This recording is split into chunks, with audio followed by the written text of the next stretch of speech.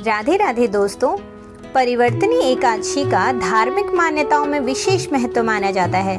परिवर्तनी एकादशी भगवान श्री हरि विष्णु को समर्पित है। इस दिन एकादशी को भगवान के वामन रूप की विशेष पूजा अर्चना की जाती है। परिवर्तनी एकादशी पर भगवान विष्णु और माता लक्ष्मी की साथ में विधिवत पूजा अर्चना करने से व्यक्ति के जीवन के सभी कष्ट दूर होने लगते हैं। वहीं अगर आप आर्थिक संकट से जूझ रहे हैं तो इस दिन माता लक्ष्मी की पूजा जरूर करें। परिवर्तनी एकादशी पर व्रत की कथा का पाठ करना बेहद ही पुण्यदायक माना जाता है, इसलिए इस दिन इस कथा को अवश्य सुनना या पढ़ना चाहिए। आइए सुनते हैं परिवर्तनी एकादशी व्रत कथा। लेकिन दोस्तों, उससे पहले आप सभी से हाथ जोड़ के एक प्रार्थना है कि अगर आप चैनल पर नए हैं तो चैनल को सब्सक्राइब, वीडियो को लाइक और शेयर ज़रूर कर दीजिए। पौराणिक कथाओं के अनुसार श्री कृष्ण ने राजा युधिष्ठिर को परिवर्तनी एकादशी की कथा सुनाई थी। श्री कृष्ण कहते हैं कि हे राजन, अब आप सब पापों को नष्ट करने वाली कथा का श्रवण करें। त्रेता युग में बलि नामक एक दैत्य था। वह मेरा परम भक्त था। विविध प्रकार के वेद सूक्तों से मेरा पूजन किया करता था और नित्य ही ब्राह्मणों का पूजन तथा यज्ञ के आयोजन करता था। लेकिन इंद्र से द्वेष के कारण उसने इंद्रलोक तथा सभी देवताओं को जीत लिया। इस कारण सभी देवता एकत्र होकर सोच विचार कर भगवान के पास गए। बृहस्पति सहित इंद्रादिक देवता प्रभु के निकट जाते हैं और नतमस्तक होकर वेद मंत्रों द्वारा भगवान का पूजन और स्तुति करने लगते हैं।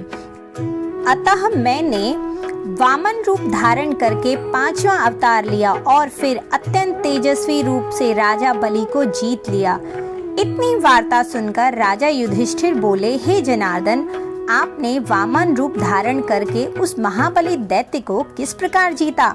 श्री कृष्ण ने कहा, मैंने वामन रूपधारी ब्रह्मचारी बलि से 3 पग भूमि की याचना करते हुए कहा कि 3 पग भूमि मुझको 3 लोक के समान है और हे राजन, यह तुमको अवश्य ही देनी होगी।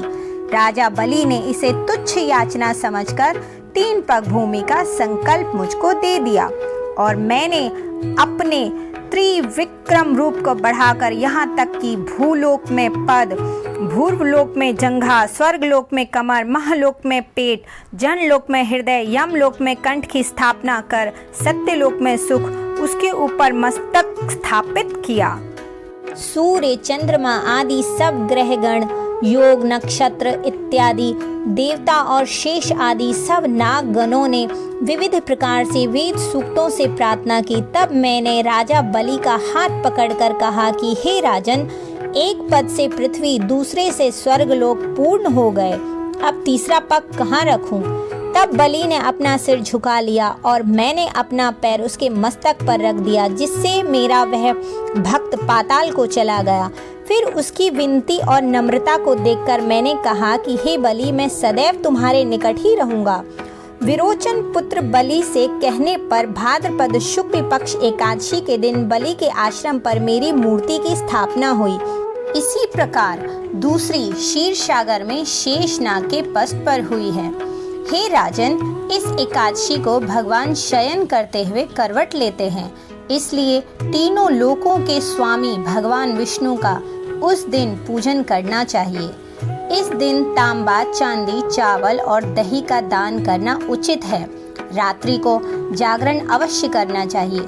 जो विधि पूर्वक इस एकादशी का व्रत करते हैं वे सब पापों से मुक्त होकर स्वर्ग में जाकर चंद्रमा के समान प्रकाशित होते हैं और यश पाते हैं। जो भी इस पापनाशक कथा को पढ़ते हैं अथवा सुनते हैं उनको 1000 अश्वमेघ यज्ञ का फल प्राप्त होता है। प्रेम से बोलिए श्री लक्ष्मी नारायण की जय। दोस्तों, अगर अभी तक आपने मेरा चैनल सब्सक्राइब नहीं किया है तो प्लीज़ सब्सक्राइब कर लीजिए, वीडियो को लाइक और शेयर कर दीजिए और आप सभी को मेरी राधे राधे।